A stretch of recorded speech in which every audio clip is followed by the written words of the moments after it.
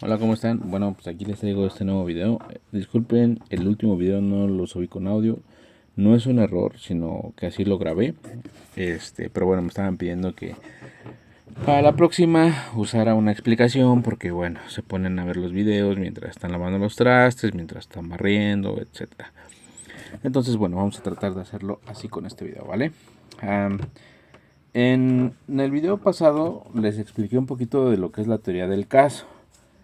La teoría del caso en materia penal lo recalco así porque ahorita con el nuevo Código Nacional de Procedimientos Civiles y Familiares también ya les está exigiendo una teoría del caso. Pero bueno, aquí nos vamos a centrar en la teoría del caso en materia penal, ¿vale? Va a ser muy breve repaso, puesto que ya les subí un video respecto de eso. Así que bueno, nada más es para complementar y obviamente para relacionar la teoría del caso con la teoría del delito. ¿Ok? Entonces, teníamos en el video anterior que la teoría del caso pues, es una herramienta que le permite a las partes técnicas, es decir, a los defensores, al asesor jurídico, al Ministerio Público, establecer una estrategia de litigación para saber qué es lo que tiene para poder realizar su trabajo en cualquier parte que se encuentre, ya sea como defensa, como asesor jurídico o como Ministerio Público, y sobre todo en qué etapa del procedimiento penal se encuentra, ya sea en el inicio de la investigación, si es el Ministerio Público, en la primera llamada que recibe el defensor por parte de los familiares, posiblemente de que está detenido su familiar, y obviamente pues tiene que allegarse de los datos de cómo sucedieron los hechos para poder establecer una teoría del caso y poder proponer una estrategia de litigación. Del asesor jurídico de la misma forma, pero bueno, es para acusar, para imputar. El defensor, pues bueno, es para defender, ya sea encontrar una causa de justificación o encontrar una causa de inimputabilidad, ¿vale? Este, ¿Cuáles son los elementos que tiene que tener la teoría del caso? Pues bueno, es el elemento fáctico, que es el relato de los hechos. Ya saben cómo debe ser el relato de los hechos: circunstanciado, modo, tiempo, lugar, qué, quién, cuándo, dónde, cómo, por qué, para qué. Hay que responder todas esas preguntas. El elemento probatorio, que bueno, son las pruebas, los datos de prueba con los que contamos para poder acreditar que los hechos que estamos narrando sucedieron de esa manera. Y bueno, por último, el elemento jurídico para poder fundar nuestras pretensiones que vamos a solicitar pues en la ley de la materia. Obviamente también nos sirve para poder construir la teoría del delito y viceversa. La teoría del delito también nos sirve para poder establecer una estrategia con la teoría del caso para saber qué es lo que vamos a realizar en torno a lo que vamos a argumentar pues ante el órgano jurisdiccional, para poder tratar de convencer a este órgano jurisdiccional que tenemos la razón, que nos asiste la razón, y que a la parte contraria pues obviamente no la asiste. En el estudio de esta teoría del caso y teoría del delito nos podemos dar cuenta si existe el delito, si existe alguna causa de justificación o una causa de imputabilidad, si somos defensores, pues para proponer a lo mejor un atenuante, a lo mejor solicitarle al juez que no se le vincula a proceso, etcétera. Ya depende de cada caso. Cada caso es diverso, así que bueno, estudiarlo. Denle un repaso a ese video que subí anteriormente. Voy a tratar de hacerlo con audio, si quieren. Si lo necesitan así, coméntenlo ahí. Si veo que si lo solicitan mucho, bueno, pues lo hago de nuevo. Si no, pues así que se va a quedar. La diapositiva yo creo que la voy a poner ahí en la descripción para que la puedan descargar sin problema. Bueno, así que vamos a entrar en materia. La teoría del delito. La teoría del delito está compuesta por los elementos que es la conducta, la tipicidad, la antijuricidad, culpabilidad, imputabilidad y la pena, ¿vale? Estos son los elementos positivos que se deben de recabar para establecer que existe un delito. Ahorita vamos a entrar al estudio de esto para que se den cuenta cuándo es, en qué momento se pueden acreditar el aspecto negativo, ya sea para una atipicidad, quiere decir que el delito no existe, que no está en una norma penal, que la conducta no se hizo, que a lo mejor había una causa de justificación, o que la persona es inimputable, o que simplemente pues, no hay pena, ¿no? Bueno, vamos a empezar con esto. La conducta, pues bueno, es el hecho humano voluntario para poder acreditar en el aspecto positivo. La tipicidad: la conducta coincide con la ley penal. Ahorita lo vamos a ver cada uno de estos. Antijuricidad, bueno, pues donde debe estar justificada. Imputabilidad, culpabilidad, la capacidad de entender y creer, y posteriormente la pena. Vamos a centrarnos en este primer elemento, que es la conducta. Y bueno, para la conducta tenemos la conducta de acción, que es hacer algo, así como su nombre lo dice, acción, hacer movimientos del cuerpo, realizar realizar algo, ¿vale? La omisión es no hacer justamente lo que dice la ley. Ahorita vamos a poner unos ejemplos para que lo puedan entender. Entonces, la omisión es no hacer lo que la ley dice que debemos hacer en caso de que sucedan ciertas circunstancias. La comisión por omisión, bueno, pues es lo mismo, no hacer la conducta que está obligado a realizar por la ley, ¿vale? Así que vamos a entrar en esto. Bueno, como por ejemplo, en una conducta de acción, pues tenemos que pues una persona realiza disparos, está realizando una conducta delictiva. En la omisión, pues bueno, tenemos por ejemplo que una persona no cuida de sus hijos. La ley penal exige que a un niño, niña, adolescente, ya no podemos decirle menores, pues bueno, se le deben de dar los cuidados necesarios para que pues tenga alimento, escuela, educación, salud, etcétera, ¿vale? La comisión por omisión, bueno, pues aquí tenemos un ejemplo claro. Lo que les decía es omitir una conducta que está obligado por la ley a realizarla. En un ejemplo dice un policía, pues ve que están robando a alguien y pues hace caso omiso, simplemente pues dice, pues a lo mejor es su amigo, a lo mejor le da miedo, no sabemos qué es lo que esté pasando ahí, pero bueno, es la comisión por omisión. Este policía tiene el deber garante de proteger esos bienes jurídicos tutelados que le fueron encomendados justamente pues por la ley, ¿no? Dice, bueno, los policías están para prevenir los delitos, entonces, o para perseguirlos, bueno, pues ser auxiliares del Ministerio Público.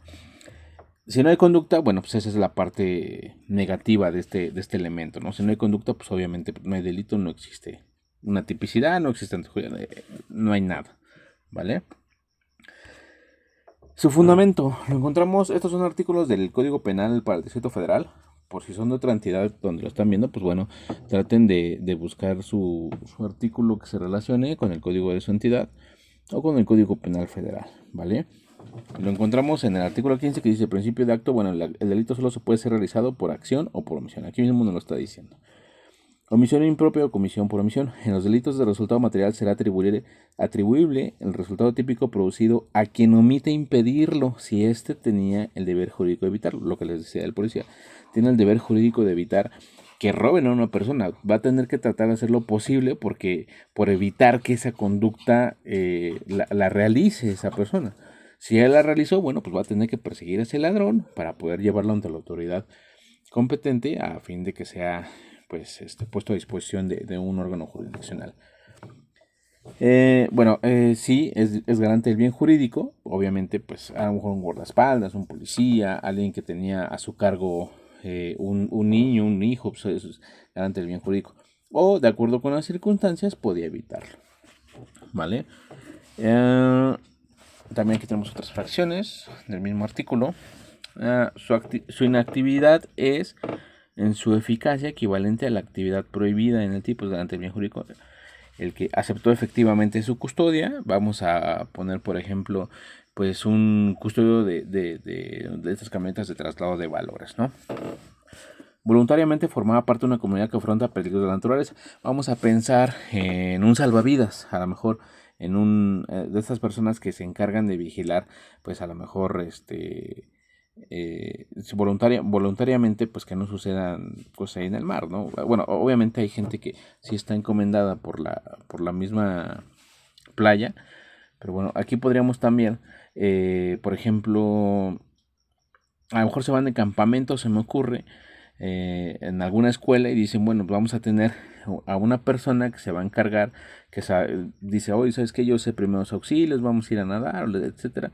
Voluntariamente yo me propongo, pues, para poder, comunicar esto, cuidar de estos niños. Aquí nos dice que es una comunidad que afronta peligros de la naturaleza.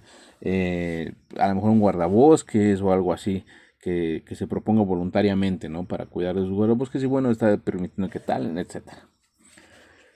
Con una actividad precedente culposa o fortuita, genera el peligro para el bien jurídico, o bueno, se halla en una efectiva y concreta posición de custodia de la vida, la salud o integridad corporal de algún miembro de su familia o de su pupilo. En este tipo, en este elemento de la teoría del delito, pues bueno, tenemos que la conducta puede ser realizada de forma dolosa o de forma culposa. En otro video más adelante les voy a explicar esto. Porque es muy importante, porque de acuerdo a cómo se realiza la conducta, pues puede tener atenuantes o puede tener agravantes que pueden incrementar o pueden disminuir la pena. Aquí les explico un poquito de lo que es el dolo. Existen varios tipos de dolo, que es el dolo directo, que bueno, quiere decir que quiere y hace todo para que pase y obtenga el resultado de lo que quiere hacer. A ver, yo quiero matar a alguien y voy a realizarlo. Voy a comprar una pistola, le voy a disparar en la cabeza, o le voy a disparar 10 veces, etcétera. A ver si no me bajan el video por esto, pero bueno,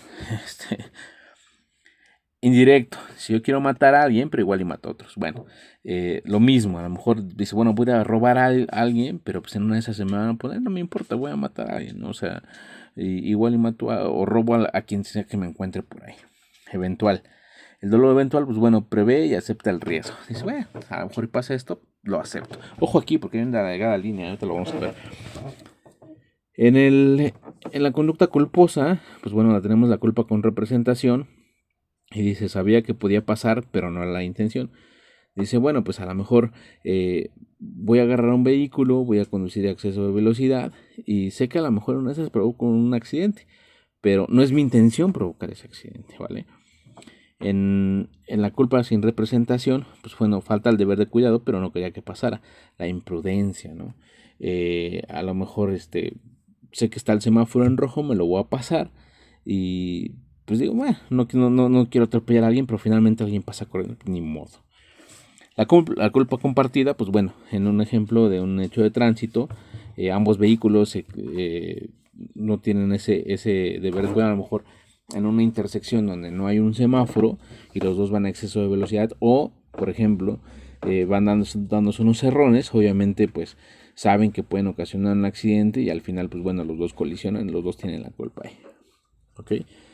Para la conducta, bueno, también tenemos la tentativa acabada y la tentativa inacabada. Hay respecto de la tentativa también atenuantes y lo vamos a revisar más adelante en otro video, ¿vale? La tentativa acabada, bueno, pues es cuando el sujeto realiza todos los actos encaminados para cometer el delito, pero por alguna razón externa, pues no se da el resultado. Y bueno, aquí tenemos un ejemplo. Quiere matar a una persona, a ver si me bajan este video, pero bueno. Le dispara, se echa a correr y dice, bueno, ya lo maté, ¿no? Ya se quedó tirado. Pero bueno, la persona sobrevive, alguien ve, llama a la ambulancia, llegan, se lo llevan y pues bueno, le dan las atenciones y pues no lo mata, ¿no? Finalmente. Realizó todos los actos tendientes para cometer ese delito, compró una pistola, lo fue a seguir, le disparó, pues dijo, bueno, pues ya va y ahí te quedas y ya se va, ¿no? Entonces finalmente pues bueno, no es un homicidio, es una tentativa de homicidio, porque finalmente la persona pues no falleció. Por otro lado tenemos la tentativa inacabada, que nos dice que bueno, el sujeto realiza todos los actos tendientes a cometer el delito, pero algún factor externo le impide terminarlos. Aquí no es que haya realizado todos los actos y no se concretó ese delito, sino que más bien algo le impidió terminar concreta ese delito, ¿no? Y bueno, tenemos, por ejemplo, aquí alguien está golpeando a una persona para matarla o provocarles lesiones que, bueno, pongan en riesgo su vida, y llega la policía y lo detiene, perdón por la falta de ortografía, y obviamente pues ya ahí hubo un factor externo que le impidió realizar todos los actos tendientes para cometer este delito. ¿Vale? Bueno, el segundo elemento que tenemos es la tipicidad. La tipicidad se refiere a encuadrar, así yo lo entiendo, a encuadrar la conducta, el elemento anterior, exactamente en el tipo penal. ¿Cuál es el tipo penal? Bueno, son las hipótesis que están definidas en las diferentes normas penales que tenemos. Lo digo así porque no tenemos una, tenemos Código Penal para el Distrito Federal, Código Penal Federal. En el Código Fiscal de la Federación también hay algunos delitos. en la ley de secuestro, ley de delincuencia organizada, etcétera. Entonces, bueno, normas penales. Las hipótesis que se encuentran dentro de las normas penales. Vamos a encuadrar exactamente, y ahorita les voy a dar el fundamento por qué se tiene que realizar así. Vamos a realizar exactamente, vamos a encuadrar exactamente la conducta a la hipótesis normativa. ¿Qué quiere decir esto? Por ejemplo, aquí tenemos el artículo 123. Todos estos artículos son del Código Penal para el Distrito Federal, ¿vale? Al que prive de la vida a otro, se le impondrá de 8, bueno, aquí ya viene una pena, ¿no? De 8 a 20 años de prisión. ¿Qué quiere decir esto? Que cualquier persona, porque nos dice al que prive de la vida a otro, no nos dice si un hombre mata a una mujer, si una mujer mata a un hombre, no nos dice nada, nos dice nada más. Al que prive de la vida a otro es una persona matando a otra persona. Se le impondrá de 8 a 20 años de prisión. Es el tipo penal del homicidio, ¿ok?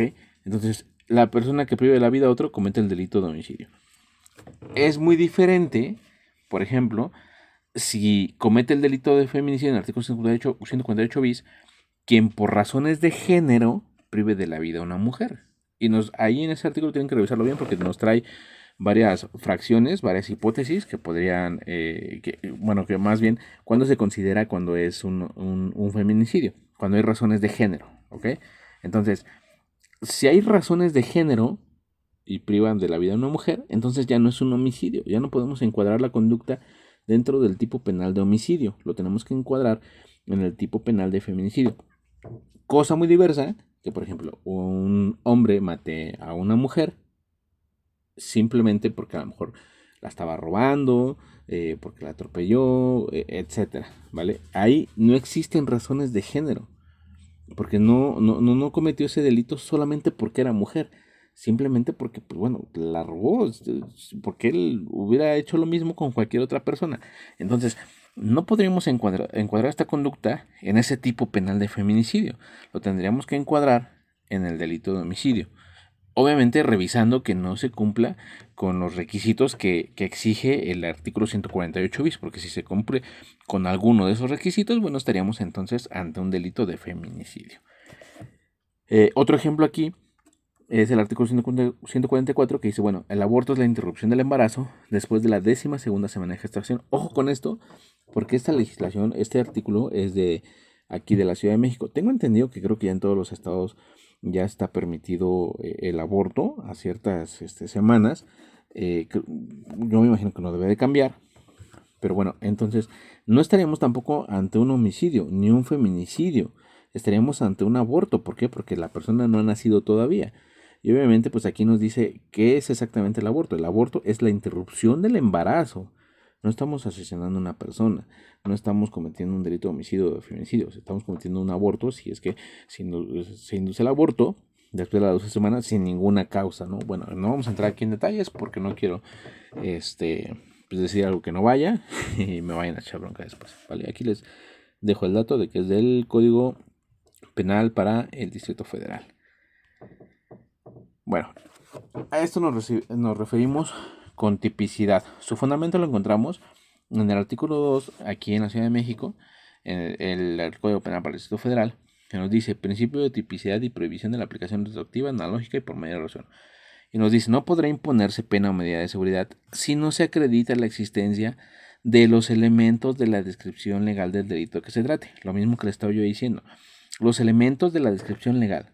Por ejemplo, en el delito de feminicidio nos exige ciertos elementos en esa descripción. Si no se cumplen con esos, y no existiera el delito de homicidio, bueno, pues estaríamos ante que no existe ese delito, no hay tipicidad de ese delito. Pero bueno, está el tipo penal de homicidio. Entonces, si no es feminicidio, es homicidio, y puede ser homicidio en razón de parentesco, etcétera. Ahí tienen que describirse exactamente, tienen descripciones legales estos tipos penales para que también los revisen, ¿ok? Es un repaso rápido ahorita. Bueno, aquí nos digo, obviamente otro principio queda prohibida la aplicación retroactiva, analógica. Esta palabra es muy importante porque nos dice que no puede ser una aplicación analógica, que quiere decir algo que se parece, bueno, parece homicidio, pero no es homicidio. No, tiene que ser exactamente el tipo penal que se le está imputando. Si se parece, sinceramente eso podría ser a lo mejor hasta una tipicidad o podría ser otro tipo penal. Les doy un ejemplo. Violencia familiar. El delito de violencia familiar dice que, bueno, pues tenemos ahí en el 200 del Código Penal para el Distrito Federal que comete el delito de violencia familiar, a quien por acción o omisión ejerce cualquier tipo de violencia física, psicoemocional, sexual, económica, patrimonial, y nos dice que tiene unos elementos descriptivos ahí, ¿no? Nos dice que, por ejemplo, comete ese delito en contra de él o la cónyuge o la excónyuge, la concubina, la exconcubina, el concubinario o el exconcubinario. Nos dice la fracción 2, el pariente consanguíneo en línea recta ascendente o descendente, sin límite de grado o el pariente colateral. Nos está hablando de parientes consanguíneos, está hablando de parejas. La fracción 3 nos dice el adoptante o el adoptado tienen una relación de parentesco legal ahí. El incapaz sobre el que es tutor o curador, obviamente tienen ahí otra relación. La persona con la que se haya constituido sociedad en convivencia, no tiene un lazo de sangre, pero bueno, sociedad de convivencia podrían ser personas de la comunidad probablemente. Y bueno, nos dice que la pena no se imputará de 1 a 6 años. Pero ¿qué pasa, por ejemplo, si es el padrastro contra el hijastro? Este tipo penal del artículo 200 no nos habla de esa relación de parentesco. Sin embargo, no quiere decir que no exista ese delito. Más adelante, en el artículo 201 bis, nos dice que se equiparará a la violencia familiar y se sancionará con las mismas penas y medidas de seguridad al que realice cualquiera de los actos señalados en el artículo anterior en contra de la persona que está sujeta a su custodia, guarda, protección, educación, instrucción o cuidado o con quien tenga una relación de hecho o la haya tenido en un periodo hasta de 2 años antes de la comisión del acto de omisión. Y nos dice más adelante, se entenderá por relación de hecho la existencia entre quienes haga la vida en común en forma constante y permanente, un periodo mínimo de 6 meses. Mantenga una relación de pareja, aunque no vivan en el mismo domicilio. Aquí no está hablando hasta de noviazgo.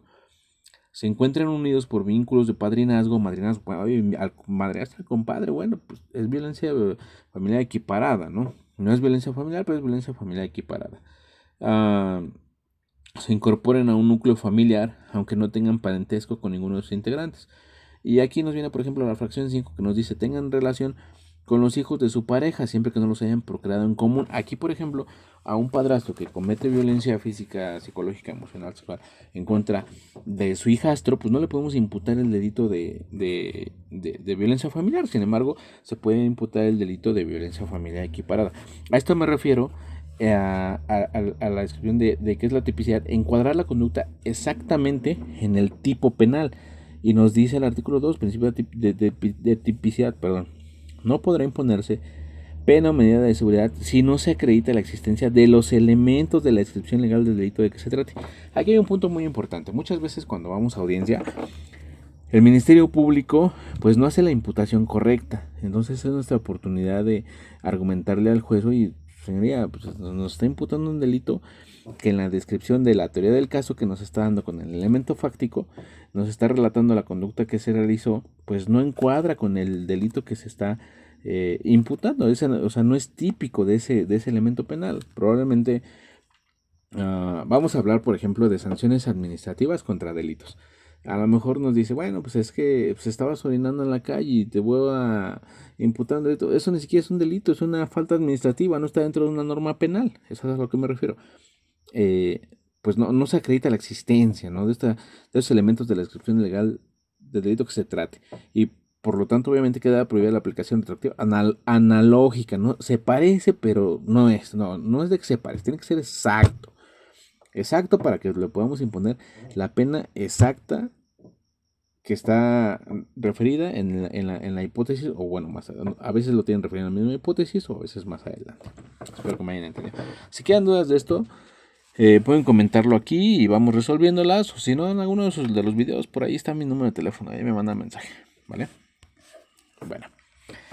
Y bueno, cuando haya tipicidad, nos dice el mismo código, más adelante, que habrá causas de atipicidad cuando, pues, por ausencia de la conducta, que la conducta no se cometió, simplemente. La actividad o la inactividad se realicen sin la intervención de la voluntad de la gente. Por ejemplo, es un ejemplo que casi siempre pongo en las clases. Está una persona parada en el metro, llega otra corriendo, empuja a la primera persona que está parada y esta empuja a otra y se va a las vías del metro.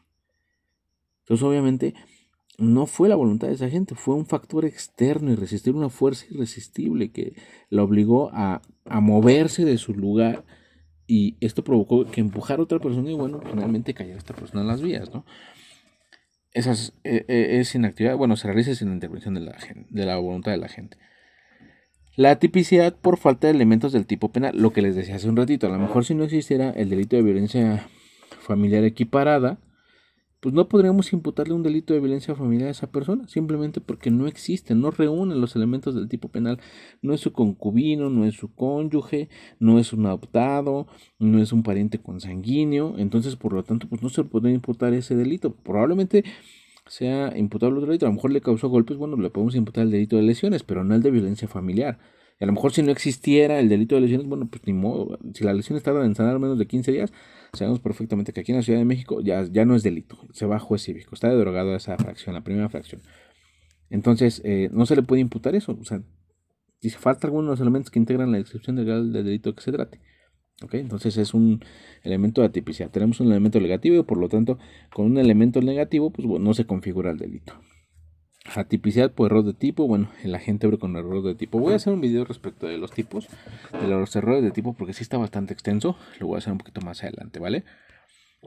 Bueno, y aquí les puse una clasificación del tipo. Espero que las estudien, yo las estudié en la universidad, a ver si les sirven a ustedes. No es directamente de ahí, de los recursos de mi universidad donde saqué esto. Por si me dicen, oye, que ¿dónde lo sacaste? Pues bueno, es ahí. Y bueno, tenemos que es por el daño, lesión, directamente el bien jurídico tutelado, o nada más lo puso en peligro. Por el resultado formal, no se quiere un resultado solo con que se realice la conducta. Por ejemplo, el delito de portación de arma. No hay un resultado material en el mundo fáctico. Sin embargo, podría ser un resultado material. Bueno, se requiere un resultado en el mundo. El delito de lesiones. Por su estructura simple, ocasiona una lesión a un bien jurídico tutelado. O complejo. Consta de más de una afectación y genera un delito de instinto o de mayor gravedad. Por el número de sujetos, por el número de actos, si es instantáneo pero con efectos permanentes, como por ejemplo las lesiones, si es continuado, varias conductas similares generadas a través del tiempo y de la misma naturaleza. El robo hormiga, aquí les puse unos ejemplos, ¿no? Para que los entiendan. Permanente, inicia con la realización de la conducta y se prolonga en el tiempo, como el delito de secuestro. Este delito pues es desde que tienen a la persona secuestrada y hasta que se libera. Pueden pasar 1, 2, 3, 4 días, una semana, un mes, no sabemos. O sea, es permanente desde que se inicia hasta que se termina. Por su procedencia de oficio y se requiere que exista de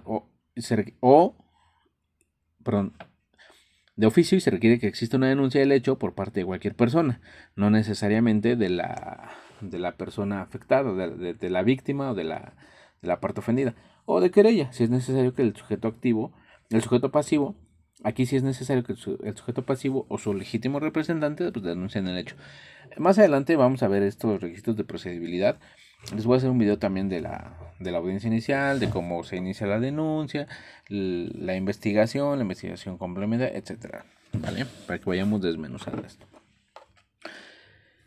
Por otro lado, bueno, tenemos la antijuricidad, culpabilidad. La antijuricidad es el reproche, la contradicción es la contradicción con el orden jurídico, es hacer algo contrario a lo que dicen las normas, ¿vale? Obviamente, si realizamos conductas contrarias a las normas, pero tienen un justificante, entonces ya no es antijurídico. Más bien existe una causa de justificación. ¿Vale? Por otro lado tenemos la culpabilidad, que bueno, pues es el reproche por haber actuado, por no haber actuado conforme a derecho. A ver, es culpable, es un reproche de la sociedad. Y bueno, tenemos como elementos la imputabilidad, la conciencia, exigibilidad de otra conducta. Todo lo vamos a ver esto. ¿Cuáles podrían ser unas causas de justificación? El mismo artículo 29 del Código Penal para el Distrito Federal pues nos dice aquí cuáles podrían ser. Esto lo copié y lo pegué porque precisamente aquí viene fundamentado en este Código Penal, ¿vale? Nos habla de la legítima defensa y nos dice qué podría ser una legítima defensa. No es nada más madrearnos a alguien que nos está madreando o hacerle daño a alguien que nos está haciendo daño, no. Para que exista una legítima defensa, aquí nos dice la fracción que se tiene que repeler una agresión real. ¿Qué nos quiere decir esto? No porque alguien nos diga de cosas, ya tenemos derecho a golpearlo. O sea, eso no es una agresión real. Debe de ser proporcional. También te vamos a ver más adelante. Actual o inminente. ¿Qué quiere decir esto? Bueno, pues es que unas personas vinieron y me golpearon ayer y hoy los voy a ir a madrear de nuevo. Pero eso no es una legítima defensa. O sea, tiene que ser actual o inminente. En ese momento. Y sin derecho. Obviamente nos habla sin derecho porque si vamos y amedrentamos a unas personas o iniciamos una discusión, una pelea, y después esa persona se defiende y nosotros nos defendemos, eso ya tampoco es una legítima defensa. ¿Me entienden? En defensa de bienes jurídicos propios o ajenos. Obviamente, pues aquí creo que se entiende, ¿no? Estamos defendiendo, por ejemplo, nuestra casa, nuestro patrimonio, el patrimonio de mi esposa, de nuestros hijos, etcétera. Propios o ajenos, nos dice aquí. Siempre que exista necesidad de la defensa empleada y no medie provocación dolosa suficiente e inmediata por parte del agredido o de su defensor, lo que les comentaba. No podemos ir a amedrentar gente, después que se defiendan y después defender a nosotros. Eso ya no es una legítima defensa, ¿vale?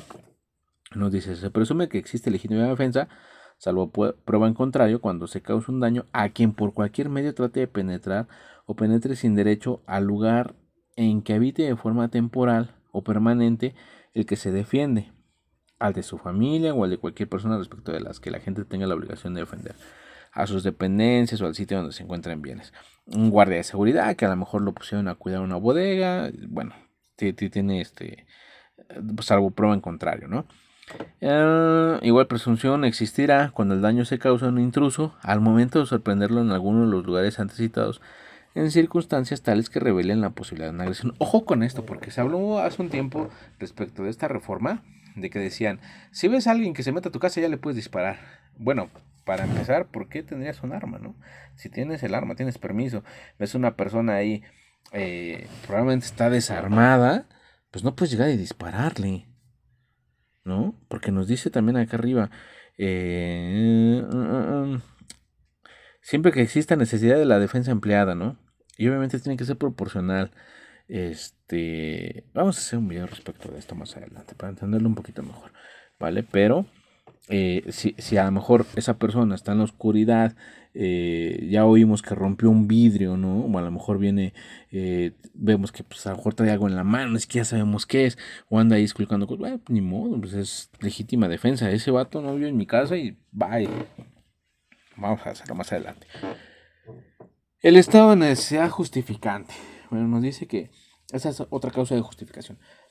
El agente obre por la necesidad de salvaguardar un bien jurídico propio o ajeno, de un peligro real, actual o inminente, no ocasionado dolosamente por el sujeto, lesionando otro bien de menor valor. Bueno, creo que esto se refiere se me ocurre un ejemplo.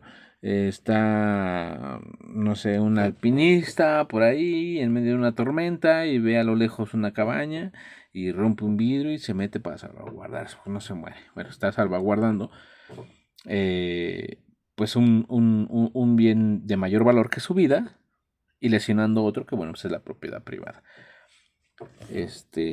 O aquí después otro ejemplo, una persona entra en propiedad privada para salvaguardarse un ataque inminente. A lo mejor vas por la calle y a lo mejor ves que vienen, te van a asaltar o algo y corres y ves una puerta abierta, ¡pum! Ni siquiera es tu casa, te metes. A lo mejor sí violaste una propiedad privada, pero bueno, pues fue para salvaguardar tu integridad, ¿no? Son ejemplos medio dramáticos, pero bueno, espero que me vayan entendiendo. El cumplimiento de un deber es una causa de justificación también. El agente realiza una acción o una omisión atendiendo a su deber jurídico siempre que exista necesidad racional de la conducta empleada para cumplirlo.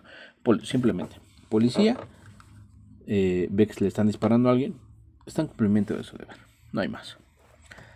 El ejercicio de un derecho, bueno, a lo mejor hay gente que cierra las calles porque están en huelga, porque están en una manifestación.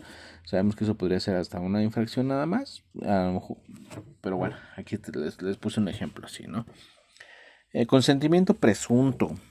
Aquí les puse, por ejemplo, una persona inconsciente necesita una operación para salvar su vida. Se presume que consentiría esa operación, perdón por las faltas de ortografía, no las vi. no puede dar su consentimiento, ¿no? A lo mejor le vamos a amputar la pierna, pues, está inconsciente, pero si no le amputamos esa pierna porque tiene gangrena y no hay familiares cerca, pues bueno, estoy seguro que esa persona preferiría perder su pierna a morir, ¿no? Un consentimiento presunto. Bueno, con eso podríamos acreditar un elemento negativo de la antijuricidad como una causa de justificación, ¿vale? Vayamos con la imputabilidad. El agente tiene la capacidad de comprender que el hecho que está cometiendo es un delito, por lo que es considerado responsable de los actos y por lo tanto es considerado para recibir una sanción o pena. En nuestro sistema jurídico mexicano, sobre todo en el Código Penal, pues nos habla de que se considera a las personas mayores de edad como inimputables. Nos dice exactamente a los 18 años. Creo que por aquí tenía el fundamento. Si no, se los pongo en la descripción. En palabras simples, la persona tiene la capacidad mental y moral para saber que está cometiendo un delito. Una causa de imputabilidad, pues bueno, nos dice el mismo código que habrá causas de inculpabilidad cuando exista un estado de necesidad disculpante o exculpante. No estoy borracho. ¿Qué es esto? Se abre por la necesidad de salvaguardar un bien jurídico propio o ajeno de un peligro real, actual o inminente, no ocasionado dolosamente por el sujeto, lesionando otro bien de igual valor que el salvaguardado siempre que el peligro no se evitara por otros medios y que la gente no tuviera el deber jurídico de afrontarlo, ¿vale? Inimputabilidad y acción libre en su caso, bueno, al momento de realizar el hecho típico, la gente no tenga la capacidad de comprender el carácter ilícito de aquel o de conducirse de acuerdo con esa comprensión. Y nos dice que podría pasar en virtud de que padece algún trastorno mental, esquizofrenia o algún otro trastorno, o desarrollo intelectual retardado, cuando la capacidad a la que se refiere el párrafo anterior se encuentre considerablemente disminuida, o no se estará dispuesta en el artículo 65 de este mismo código, ¿no? La acción libre en su causa. No procederá la inculpabilidad cuando la gente al momento de realizar el hecho típico hubiese provocado su trastorno mental para en ese estado cometer el hecho, por ejemplo, cuando las personas se drogan, ¿no? Pues vamos a drogar, pues obviamente no estoy, tengo un trastorno mental ahorita por la droga que me acabo de meter, y bueno, voy a cometer ese delito, ¿no? No puedo alegar que no estaba dentro de, no tenía mi capacidad mental al 100% y por lo tanto no soy culpable, no, ni más. Sabías perfectamente que si te ponías borracho, si te drogabas, ibas a estar en ese estado, por lo tanto, pues eres consciente, o sea, querías realizar eso, ¿vale? El artículo 65 que nos habla aquí, bueno, pues es el tratamiento para imputables disminuidos. Nos dice que si la capacidad del autor solo se encuentra considerablemente disminuida por desarrollo intelectual retardado por trastorno mental, a juicio del juzgador, a juicio, ya sería cuestión de cada juez, se le impondrá de una cuarta parte de la mínima hasta la mitad de la máxima de las penas aplicables. Ya sería cuestión del juzgador, ¿no? Otra causa de imputabilidad, bueno, es el error de prohibición. El agente realiza la acción o la omisión bajo un error invencible respecto al ilícito de la conducta, ya sea porque el sujeto desconozca que existe la existencia de la ley o el alcance de la ley. Esto lo vamos a ver en los errores en los errores de prohibición, ¿vale? En los errores del tipo. Podría ser otra causa de inimputabilidad que la gente crea que está justificada su conducta. Si los errores a que se refiere, los incisos anteriores, pues son vencibles, ¿no? No procederá la inculpabilidad y se estará dispuesto en el segundo párrafo del artículo 83 de este mismo Código Penal para la Ciudad de México, ¿no? Y nos dice el artículo 83, punibilidad en el caso de error vencible y excesos. En caso de que sea vencible el error a que se refiere el último párrafo, el inciso A de la fracción 3 de la letra A del artículo 29 de este código, la penalidad será la del delito culposo, si el hecho de que se trata admite dicha forma de realización. Lo que les decía, la importancia de saber en qué condiciones se realizó la conducta. Para eso mismo es muy importante crear una teoría del caso con los hechos que tenemos a nuestro alcance, que nos narraron tanto. Ya vimos, a lo mejor, si somos defensas, ya vimos la carpeta de investigación, y ya vimos la narración de hechos de ellos, ya tenemos la narración de hechos del imputado, y ya tenemos las pruebas, los datos de prueba que tiene la fiscalía, y conseguimos a lo mejor otros datos de prueba nosotros con los que podamos comprobar la narración de esos hechos, pues bueno, ya podríamos estar ante una causa de inimputabilidad que a lo mejor en una de esas, pues bueno, va a disminuir la pena que exige el tipo penal. Para eso es muy importante pues tener a nuestro alcance y tener esa estrategia de siempre tener una teoría del caso. Bueno, nos dice aquí otra fracción, inexigibilidad de otra conducta. Cuando la gente, en atención a las circunstancias que concurren en la relación de una conducta ilícita, no le sea racionalmente exigible una conducta diversa a la que realizó, a lo mejor está siendo amenazado, a lo mejor está siendo amenazado de muerte, a lo mejor está siendo amenazada a su familia. No le queda de otra más que pues, tiene una arma en la cabeza y le dicen, oye, patea a ese perro si no te voy a disparar en la cabeza. Bueno, pues no me queda de otra. O sea, racionalmente no es exigible una conducta diversa porque las circunstancias que están ocurriendo, la realización de esta conducta ilícita, no me deja realizar otra conducta. Tengo que salvaguardar este bien jurídico tutelado máximo que es mi vida. Entonces, no, o sea, no hay otra, ¿no? Entonces, bueno, es una causa de imputabilidad. Pues aquí estaba lo que les decía hace un ratito. Las disposiciones de este código se aplicarán a todas las personas a partir de los 18 años de edad. Nada más. Los menores de edad tienen una ley especial para eso, que probablemente también a lo mejor haga un video más adelante, ¿vale? Principio de culpabilidad: no podrá aplicarse pena alguna si la acción o la omisión no han sido realizadas culpablemente. La medida de la pena estará en relación directa con el grado de culpabilidad del sujeto respecto del hecho cometido, así como la gravedad de este. Lo que les comentaba hace un ratito. Depende la forma en que fue cometida esa conducta. Ya tenemos que si se cometió esa conducta, bueno, ahora vamos a ver si se cometió de forma dolosa, si se cometió de forma culposa, ya sea para incluir algún agravante o para incluir un atenuante, ¿vale? Y bueno, pues por último tenemos la pena, ¿no? Una explicación aquí de imputabilidad, bueno, capacidad de comprender y autodeterminarse, causas de inimputabilidad, bueno, ya lo vimos, minoría de edad, porque nos dice el mismo Código Penal que las disposiciones de este código se aplicarán a todas las personas a partir de los 18 años de edad, no nos habla de los menores de edad, para eso tenemos la ley de las personas menores de 18 años. Embriaguez, embriaguez involuntaria. Pues yo no sé ustedes, pero yo siempre he visto borrachos que por su propia voluntad se ponen borrachos. Y bueno, por último tenemos la pena, que algunos tipos penales, o en su mayoría, pues nos dicen, a ver, el que cometa el delito de homicidio, por ejemplo, el que les tenía hace un ratito, dice, bueno, pues de 8 a 20 años de prisión, ¿no? Siempre nos trae una mínima, una máxima. Esto también lo voy a hacer más adelante, a lo mejor en un solo video de la pena. Depende de las circunstancias en que haya cometido la conducta esta persona o de las mismas características del sujeto. ¿Qué pena es la que se le va a imponer? La mínima, la máxima, una tercera parte, una cuarta parte, ya lo veíamos hace un ratito. La inimputabilidad, ¿no? La medida aritmética, bueno, nos sirve para, por ejemplo, una suspensión condicional, que lo vamos a ver también más adelante. La proporcionalidad, el error, las sanciones atenuantes.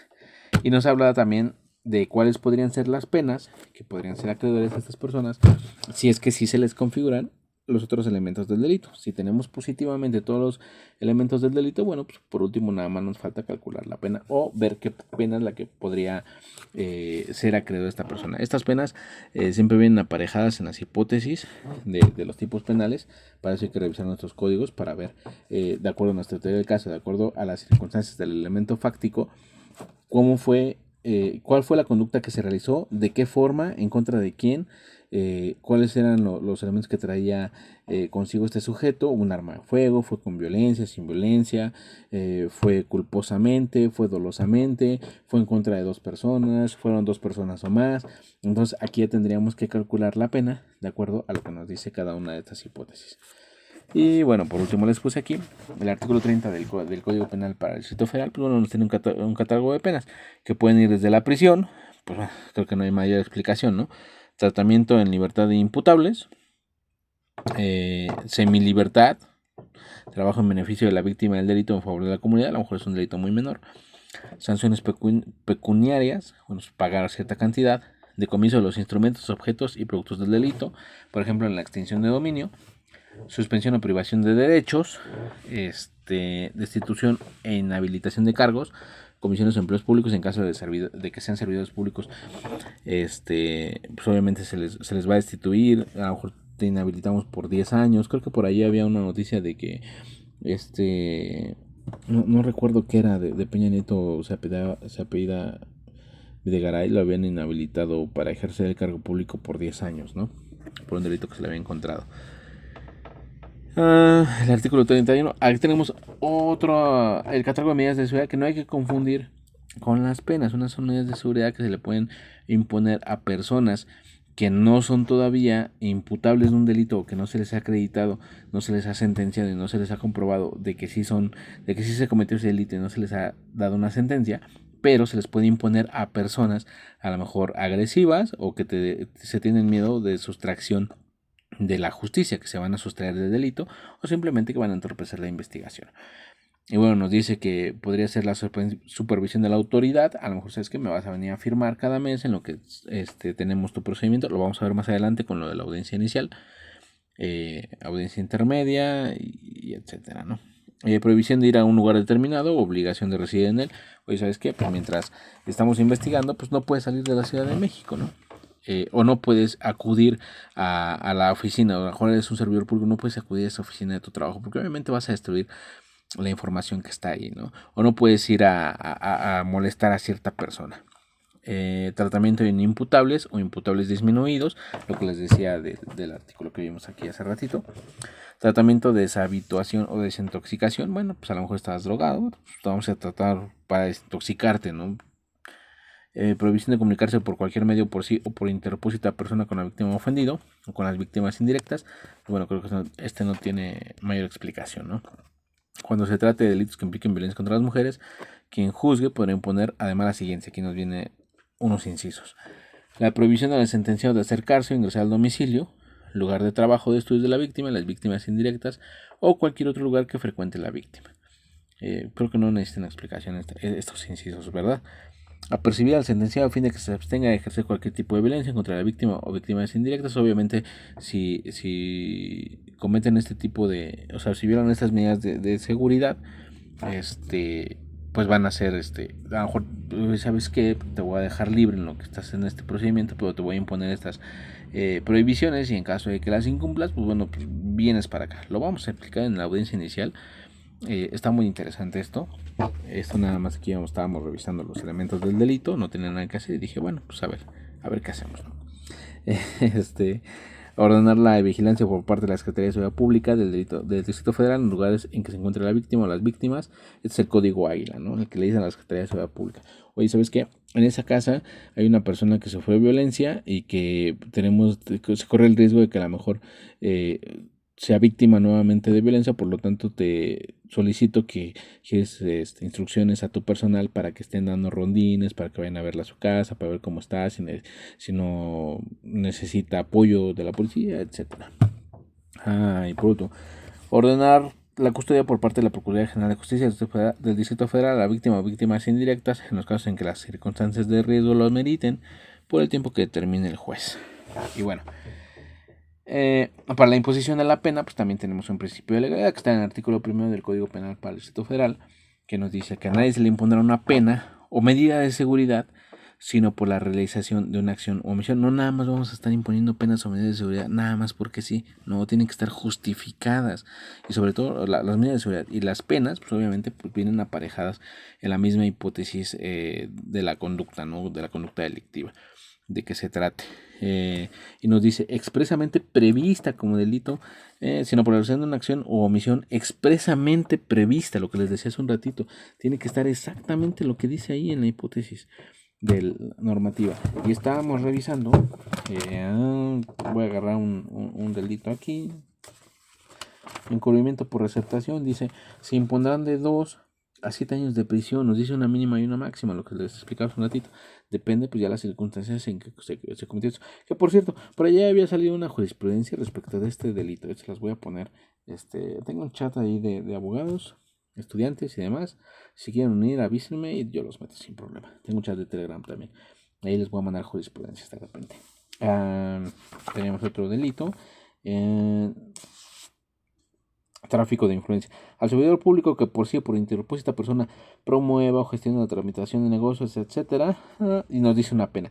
Se le impondrán de 2 a 6 años de prisión y de 100 a 500 días de multa. Aquí nos viene una sanción personal, que es la prisión, y una sanción pecuniaria, algo así se dice. No me anden criticando, ¿eh? Este, y de 100 a 500 días de multa. Bueno, aquí ya viene pues una sanción. Hay otros delitos que, por ejemplo, no dicen, te vamos a imponer una sanción de una multa. Sin embargo, pues sí, hay que pagar, hacer el pago de la reparación del daño. No expresamente lo dice, pero bueno, la Ley General de Víctimas nos dice que la víctima tiene derecho a un resarcimiento de reparación del daño integral, ¿no? Y nos dice aquí, expresamente prevista como delito en una ley vigente al tiempo de su realización. Al tiempo de su realización, es decir, si hoy asesinaron a una persona y no estaba el tipo penal de homicidio, ni el de femicidio, ni demás, pues bueno, no se le puede imponer una pena porque pues se cometió un día antes, a lo mejor mañana lo aprueban o pasado mañana, ¿no? Siempre y cuando concurran los presupuestos que para cada una de ellas señala la ley y la pena o la medida de seguridad se encuentran igualmente establecidas. Bueno, pues ahí les dejo la presentación, cualquier queja, sugerencia, pues ahí me la ponen en comentarios, y avísenme de qué más quieren que haga videos y se los voy haciendo, ahí explicándoles, ¿vale? Espero que les sirva y les comento si mi explicación a lo mejor no es clara o algo, pues aceptan ahí sugerencias ahí en la caja de comentarios, ¿vale? Es todo por hoy. Saludos.